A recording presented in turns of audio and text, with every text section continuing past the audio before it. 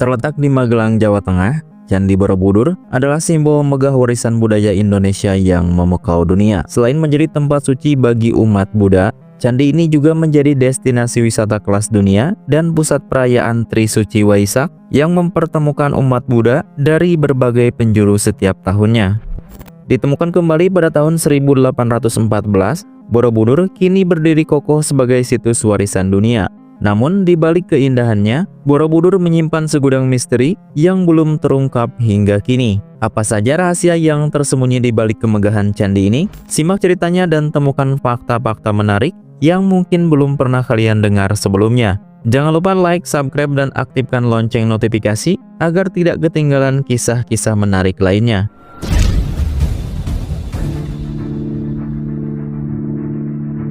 Borobudur dikenal sebagai candi terbesar di dunia dan menjadi mahakarya luar biasa dari peradaban kuno. Candi ini terdiri dari 6 teras berbentuk persegi yang dilapisi 3 pelataran melingkar, dihiasi oleh 2.672 panel relief dan 504 arca Buddha. Borobudur tidak hanya megah, tetapi juga menyimpan koleksi relief Buddha paling lengkap dan terbesar di dunia. Di puncaknya berdiri stupa utama yang dikelilingi 3 lingkaran berisi 72 stupa berlubang, masing-masing menyimpan arca Buddha dalam posisi teratai dengan mudra Dharma Cakra, simbol pemutaran roda Dharma, inti dari ajaran Buddha. Candi ini berdiri anggun di dataran Kedu, sekitar 40 km di barat laut Yogyakarta, dikelilingi panorama alam yang menakjubkan. Lokasinya dikelilingi Gunung Sindoro dan Sumbing di barat laut, Merbabu dan Merapi di timur laut, serta perbukitan menoreh di selatan. 2 sungai besar, Sungai Progo dan Sungai Elo, mengalir di dekatnya, memperkuat aura sakral yang melekat pada Borobudur. Dalam legenda Jawa, dataran Kedu disebut sebagai Taman Pulau Jawa karena keindahan dan kesuburannya. Tidak hanya sekedar tempat ibadah, Borobudur adalah karya monumental yang menjadi simbol kejayaan dan harmoni antara manusia, alam, dan spiritual. Tidak jauh dari Candi Borobudur, terdapat 2 candi lain, yaitu Candi Mendut dan Candi Pawon yang membentuk garis lurus dengan Borobudur. Menurut cerita penduduk setempat, ketiga candi ini dahulu dihubungkan dengan sebuah jalan batu yang dihiasi pagar di kedua sisinya. Meskipun bukti fisik jalan tersebut belum ditemukan, para ahli meyakini adanya hubungan ritual antara 3 candi ini. Hal ini terlihat dari kesamaan dalam arsitektur dan detail hiasannya. Namun, hingga kini bentuk ritual keagamaan atau ziarah yang dilakukan di 3 candi ini masih menjadi misteri.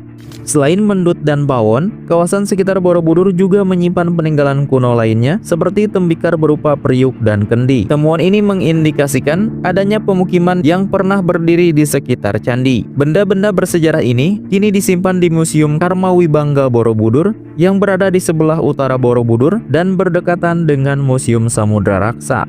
Tidak jauh dari Candi Pawon, ditemukan pula reruntuhan Candi Banon, sebuah candi Hindu yang dahulu menyimpan arca dewa-dewa seperti Siwa, Wisnu, Brahma, dan Ganesha. Sayangnya, karena hanya sedikit batu asli Candi Banon yang tersisa, rekonstruksi tidak memungkinkan. Arca-arca yang ditemukan di lokasi ini kemudian dipindahkan ke Batavia atau yang sekarang Jakarta dan saat ini disimpan di Museum Nasional Indonesia.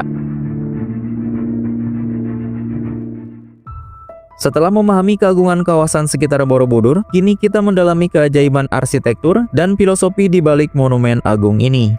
Borobudur bukan hanya sekedar candi, tetapi sebuah mahakarya seni rupa Buddha di Indonesia. Dibangun dengan keahlian luar biasa, candi ini mencerminkan keselarasan sempurna antara teknik arsitektur dengan estetika seni Buddha. Inspirasi utama pembangunannya berasal dari konsep Dharma India seperti stupa dan mandala. Namun, Borobudur juga mengadopsi elemen lokal seperti struktur punden berundak dari zaman prasejarah Indonesia, menjadikannya simbol unik perpaduan budaya dan spiritual. Borobudur dirancang dalam bentuk mandala besar yang jika dilihat dari atas menyerupai pola bujur sangkar dan lingkaran konsentris. Desain ini melambangkan kosmos menurut filosofi Buddha Vajrayana dan Mahayana. Struktur megah ini terdiri dari 10 pelataran yang merepresentasikan perjalanan spiritual menuju pencerahan. Dalam kosmologi Buddha, perjalanan ini digambarkan melalui 3 ranah utama.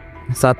Kamadhatu, melambangkan dunia yang masih terikat oleh nafsu dengan keinginan rendah. Bagian kaki candi ini dihiasi relief Karma Wibangga yang menggambarkan hukum karma melalui 160 panel relief tersembunyi. Relief ini sebagian besar tertutup oleh tambahan batu yang kemungkinan dibangun untuk mencegah longsor. 2. Rupa Datu, melambangkan dunia bebas dari nafsu tetapi masih terikat oleh bentuk dan rupa. Bagian ini terdiri dari 4 teras persegi panjang dengan lorong keliling yang dihiasi 1300 panel relief dan 432 arca Buddha. Relief pada bagian ini menggambarkan kisah-kisah spiritual yang menginspirasi perjalanan menuju bodhisattva. 3. Arupa Datu, melambangkan dunia tanpa wujud yang bebas dari bentuk dan rupa. Terdapat 3 teras melingkar dengan 72 stupa berlubang yang mengelilingi stupa utama di puncaknya. Patung Buddha di dalam stupa-stupa ini hanya samar terlihat dari luar, mencerminkan keberadaan tanpa wujud. Di puncaknya terdapat stupa besar yang kosong, melambangkan kebijaksanaan tertinggi, kesunyian, dan ketiadaan sempurna.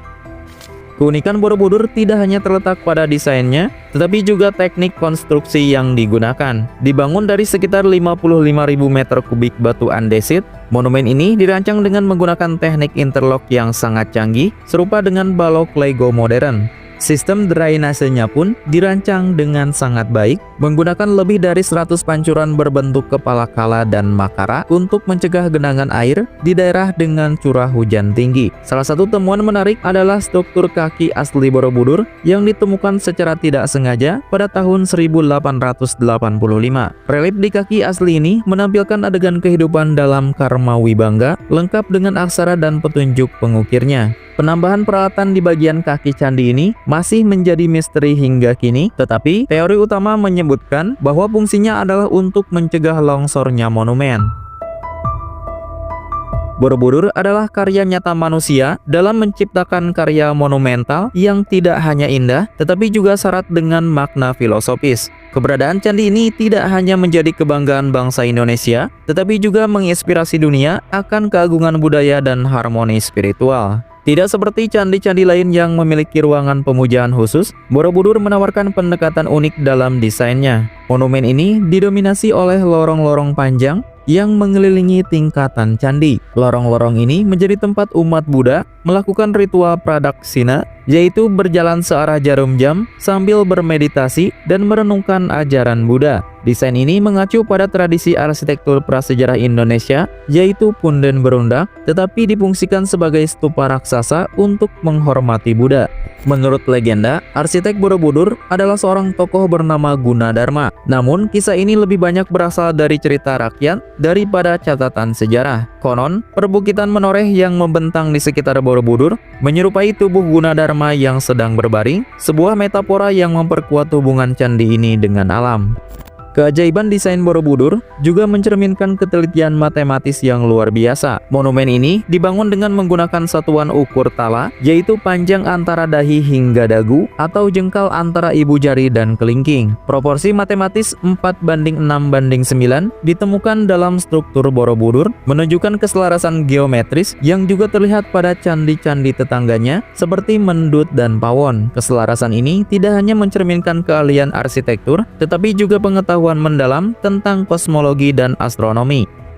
Secara keseluruhan, struktur Borobudur terdiri dari 3 bagian utama, kaki, tubuh, dan puncak. Bagian tubuh terdiri dari 5 teras persegi yang semakin mengecil ke atas, sementara puncaknya memiliki 3 teras melingkar yang menopang stupa-stupa berlubang dalam pola konsentris. Di tengahnya berdiri stupa utama yang menjulang hingga total tinggi candi ini mencapai 35 meter dari permukaan tanah. Tangga utama di keempat sisi candi diapit oleh gerbang dengan ukiran kala makara, ornamen khas arsitektur Jawa kuno yang melambangkan pelindung. Salah satu daya tarik Borobudur terletak pada panel-panel bas relief yang menghiasi setiap tingkatannya. Relief-relief ini memuat kisah penuh makna dan mencerminkan keindahan seni yang luar biasa. Dengan gaya naturalis dan proporsi yang ideal, relief ini dianggap sebagai puncak kesenian dunia Buddha. Sosok manusia yang digambarkan, mulai dari bangsawan hingga pertapa, memiliki sikap tubuh anggun seperti Tribangga, yaitu posisi tubuh yang melengkung di leher, pinggul, dan kaki.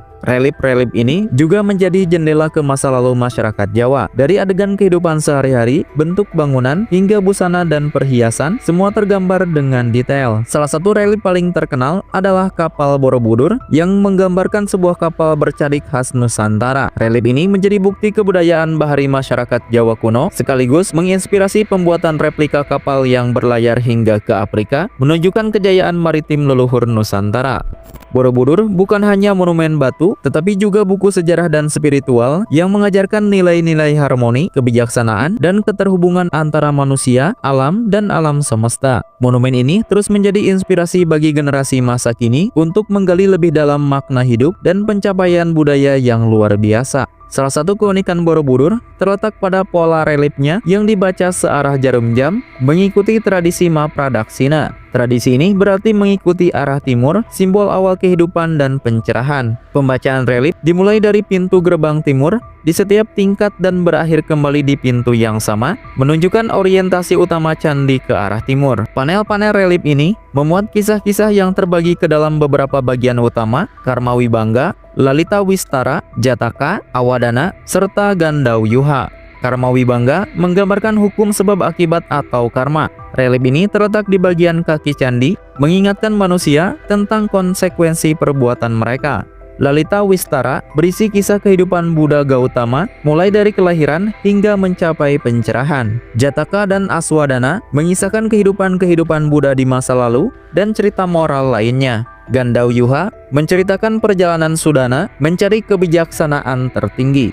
Selain relip yang syarat dengan nilai kosmologi Buddha, Borobudur juga dihiasi arca-arca Buddha yang duduk bersila dalam posisi teratai. Arca-arca ini menunjukkan berbagai mudra, yaitu sikap tangan simbolis yang mencerminkan ajaran Buddha, seperti bumi Sparsa Mudra atau menyentuh bumi yang melambangkan momen pencerahan Buddha. Setiap arca dipahat dari batu andesit dengan tinggi sekitar 1,5 meter dan ditempatkan dalam relung-relung di berbagai tingkat candi. Di tingkat rupa datu atau dunia bentuk, arca-arca Buddha berada di relung-relung pagar lingkar luar dengan jumlah yang semakin berkurang di setiap tingkat. Tingkat pertama dan kedua memiliki 104 arca pada masing-masing tingkat. Tingkat ketiga memiliki 88 arca, tingkat keempat 72 arca, dan tingkat kelima 64 arca. Totalnya terdapat 432 arca di seluruh tingkat rupa datu. Sementara itu, di tingkat arupa datu atau dunia tanpa bentuk, arca-arca Buddha ditempatkan di dalam stupa-stupa berlubang. Jumlah stupa di bagian ini totalnya terdapat 72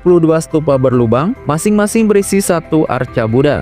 Awalnya jumlah keseluruhan arca Buddha di Borobudur mencapai 504 arca, tetapi seiring waktu, lebih dari 300 arca mengalami kerusakan, terutama pada bagian kepala. Beberapa arca bahkan hilang dan menjadi koleksi museum-museum di luar negeri akibat pencurian. Kehilangan ini menjadi salah satu tantangan besar dalam upaya pelestarian Borobudur sebagai warisan budaya dunia. Relip dan arca Buddha di Borobudur tidak hanya menjadi mahakarya seni, tetapi juga simbol mendalam dari ajaran spiritual yang diwariskan oleh peradaban besar di Nusantara. Setiap ukiran dan susunan arca menjadi bukti keahlian para leluhur, sekaligus pengingat akan nilai-nilai universal tentang kehidupan, pencerahan, dan harmoni.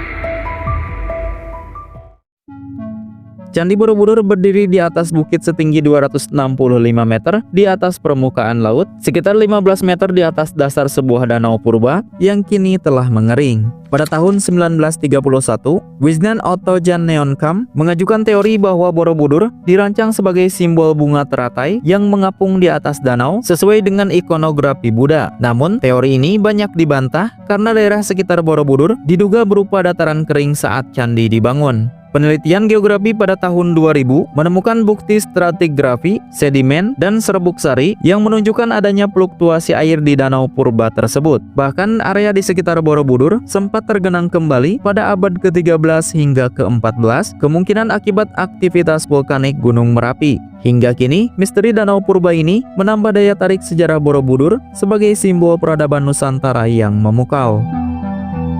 Seperti kebanyakan candi di Indonesia, asal nama Borobudur masih menjadi misteri. Dalam bahasa Indonesia, istilah candi merujuk pada bangunan keagamaan purbakala, tetapi penggunaannya juga mencakup berbagai bangunan lain dari era Hindu-Buddha seperti gerbang, gapura, dan kolam pemandian. Nama Borobudur pertama kali disebut oleh Sir Thomas Stamford Raffles dalam bukunya Sejarah Pulau Jawa. Meski begitu, tidak ada dokumen kuno yang mencatat nama ini sebelumnya. Satu-satunya petunjuk dalam naskah Jawa kuno adalah Negara Kertagama karya Empu Prapanca pada tahun 1365 yang hanya menyebutkan sebuah bangunan suci Buddha tanpa nama spesifik. Raffles menduga nama Borobudur berasal dari desa terdekat, yaitu Bore atau Boro, sesuai kebiasaan menamai candi berdasarkan lokasi. Istilah Budur mungkin berasal dari kata Buddha atau Budara yang berarti gunung. Beragam teori lain pun berkembang. Ada yang menyebut nama ini berasal dari Sambara Budara atau gunung dengan teras teratas atau dari pengucapan para Buddha.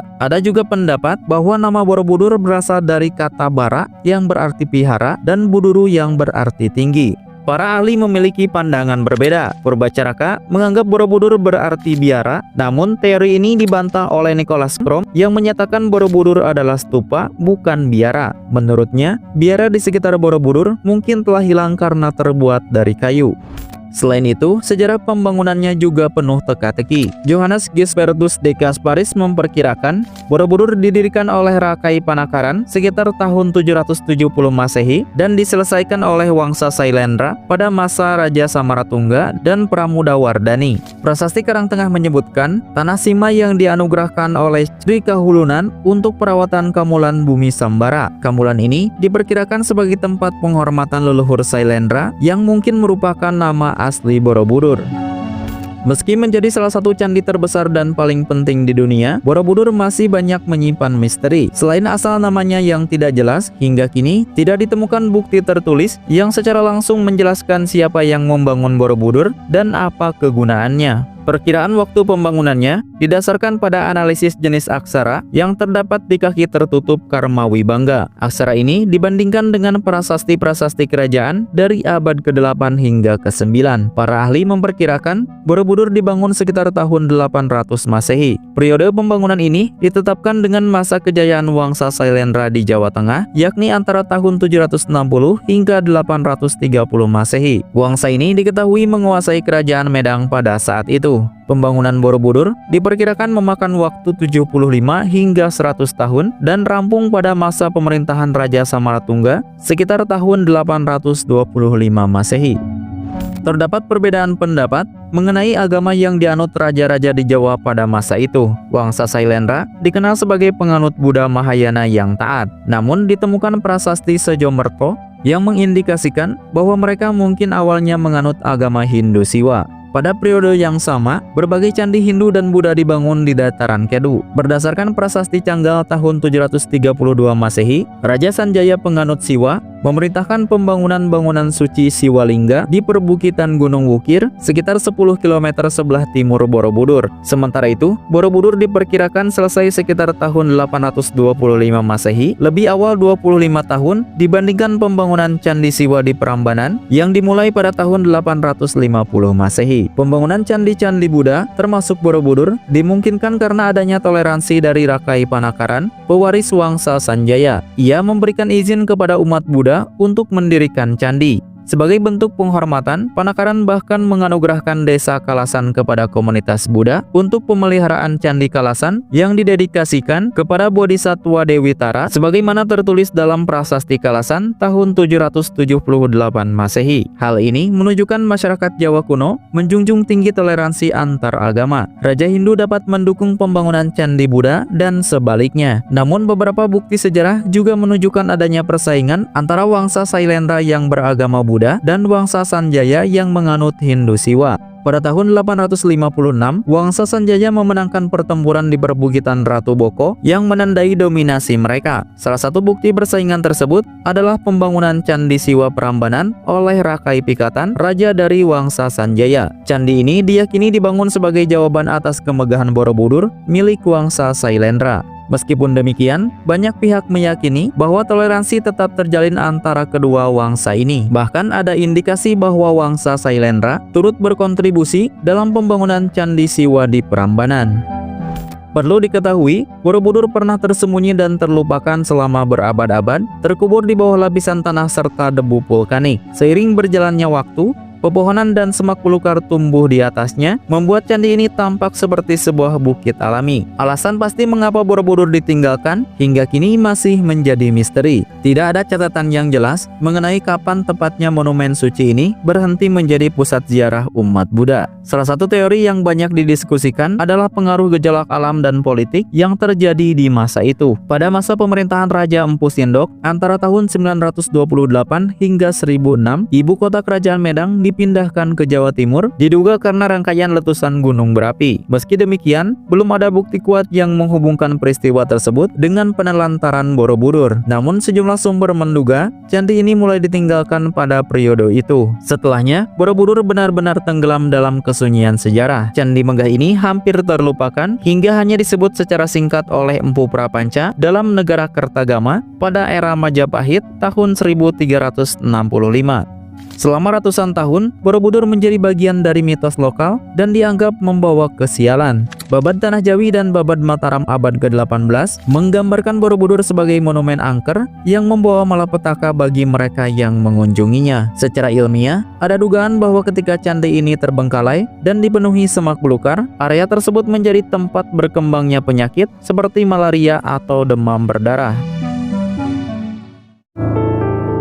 Setelah candi ini terabaikan selama berabad-abad, akhirnya ditemukan kembali. Setelah Jawa dikuasai Inggris, pada tahun 1811, Gubernur Jenderal Thomas Temple Raffles mendengar tentang monumen ini dan menugaskan H.C. Cornelis untuk menyelidikinya. Cornelis beserta anak buahnya kemudian membersihkan semak belukar di sekitar Borobudur dan menemukan candi ini. Pada tahun 1835, pejabat Hindia Belanda Hartmann melanjutkan pembersihan meskipun laporan dan temuan tidak tercatat. Pemerintah kemudian menugaskan Wilson untuk melakukan penelitian dan membuat sketsa Borobudur yang menghasilkan publikasi pertama tentang monumen ini pada tahun 1873.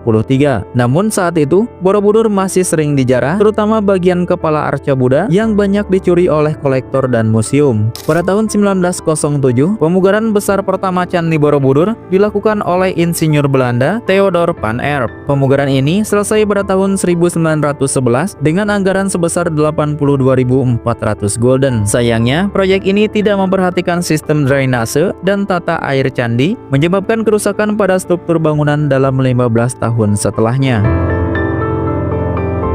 Setelah Indonesia merdeka pada tahun 1945, negara menghadapi berbagai tantangan untuk mencapai kestabilan. Dalam situasi tersebut, Candi Borobudur kembali terabaikan. Baru pada tahun 1960, muncul keinginan untuk memugar candi megah ini. Namun kurangnya peralatan menjadi kendala besar yang membuat upaya tersebut sulit direalisasikan. Daud Yusuf, seorang pria asal Medan, memiliki minat mendalam terhadap Borobudur setelah pertemuan pertamanya dengan candi ini yang meninggalkan kesan mendalam. Meskipun begitu, Daud tidak segera bertindak. Kesempatan datang ketika ia melanjutkan pendidikannya di Universitas Sorbonne Paris, Prancis, di mana ia mengetahui tentang dana pemugaran situs warisan budaya dunia dari UNESCO, lembaga di bawah PBB. Dengan tekad kuat, Daud memperjuangkan nasib Borobudur dengan menyampaikan hasil penelitiannya kepada Duta Besar Indonesia di Prancis. Meskipun pihak kedutaan tidak dapat berbuat banyak tanpa keputusan dari Jakarta, Daud tetap aktif dalam diskusi-diskusi UNESCO tentang penyelamatan warisan budaya, termasuk Borobudur, bahkan rela membolos kuliah untuk hadir dalam setiap kesempatan penting. Pada Agustus 1963, perjuangan Daud Yusuf membuahkan hasil ketika Kongres ke-7 UNESCO di Amerika Serikat menyetujui bantuan untuk pemugaran Candi Borobudur. Dipimpin oleh Profesor Dr. Sukmono, restorasi fokus pada sistem drainase dan struktur candi dengan metode pembongkaran dua sisi menggunakan teknologi modern UNESCO. Pada 1983, pemugaran selesai dengan hasil memuaskan. Candi Borobudur berdiri kokoh tanpa struktur miring atau rembesan air. Pada tahun 1991, Candi Borobudur resmi ditetapkan sebagai situs warisan dunia oleh UNESCO dan menjadi salah satu dari 7 keajaiban budaya dunia karena nilai budaya dan sejarahnya yang luar biasa. Setelah pemugaran besar pada tahun 1975 sampai 1982 dengan dukungan UNESCO, Candi Borobudur kembali berfungsi sebagai pusat keagamaan dan ziarah bagi umat Buddha. Setiap tahun, pada bulan purnama sekitar Mei atau Juni, umat Buddha di Indonesia merayakan Waisak, hari suci untuk memperingati kelahiran, wafat, dan pencerahan Siddhartha Gautama menjadi Buddha Sakyamuni. Meski keindahan dan nilai religius Borobudur kembali bersinar, tantangan baru muncul seiring meningkatnya popularitasnya sebagai destinasi wisata utama di Indonesia. Pada tahun 1974, Borobudur menarik 260.000 pengunjung, termasuk 36.000 wisata asing. Jumlah ini melonjak drastis menjadi 2,5 juta pengunjung per tahun pada pertengahan 1990-an sebelum terdampak krisis finansial Asia 1997. Namun kemajuan ini menyisakan berbagai masalah, terutama terkait kurangnya keterlibatan masyarakat lokal dan pengelolaan pariwisata. Ketegangan memuncak pada 2003 ketika penduduk setempat memprotes rencana pembangunan kompleks mall Java World yang dianggap mengabaikan kepentingan lokal. Meski begitu, banyak usaha kecil di sekitar Borobudur tumbuh untuk mendukung ekonomi lokal. Sayangnya, beberapa praktik seperti perdagangan asongan yang agresif dan labirin pasar souvenir seringkali mengurangi kenyamanan wisatawan. Di tengah tantangan tersebut, Borobudur tetap menunjukkan kekokohannya. Pada 27 Mei 2006, gempa berkekuatan 6,2 skala dan merusak banyak wilayah di Yogyakarta. Namun, struktur Candi Borobudur tetap utuh, menjadi simbol ketangguhan warisan budaya ini. Sebagai bagian dari upaya untuk mempromosikan dan melestarikan nilai sejarah dan spiritual Borobudur, pada 28 Agustus 2006, Simposium Trail of Civilization digelar di kawasan Candi. Acara ini melibatkan UNESCO dan negara-negara mayoritas Buddha dari Asia Tenggara, memperkuat posisi Borobudur sebagai ikon budaya dan spiritual yang tak tergantikan. UNESCO mengidentifikasi 3 masalah utama dalam pelestarian Borobudur: vandalisme oleh pengunjung, erosi tanah di sisi tenggara, dan pengembalian bagian-bagian yang hilang. Gempa bumi adalah ancaman terbesar bagi stabilitas struktur bangunan selain tanah yang gembur dan hujan lebat. Meskipun terdapat peringatan dan penjagaan, vandalisme terus terjadi dalam bentuk coretan dan pengrusakan relief. Pada 2009, Borobudur belum menerapkan sistem pembatasan jumlah wisatawan atau wajib pemandu untuk memastikan pengunjung dalam pengawasan. Borobudur terdampak parah oleh letusan Gunung Merapi pada Oktober dan November 2010.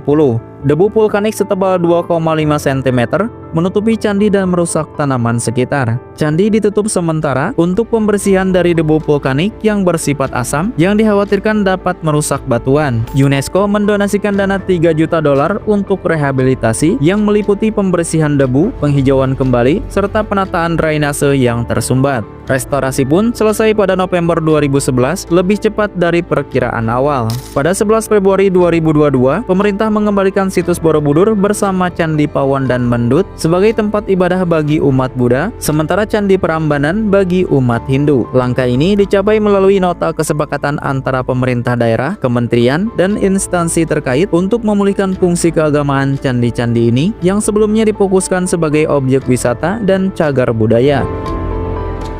Candi Borobudur tidak hanya menjadi bukti pencapaian luar biasa peradaban masa lalu, tetapi juga simbol kebanggaan budaya Indonesia. Sejak kemerdekaan, Borobudur terus diperkenalkan kepada dunia oleh para tokoh bangsa.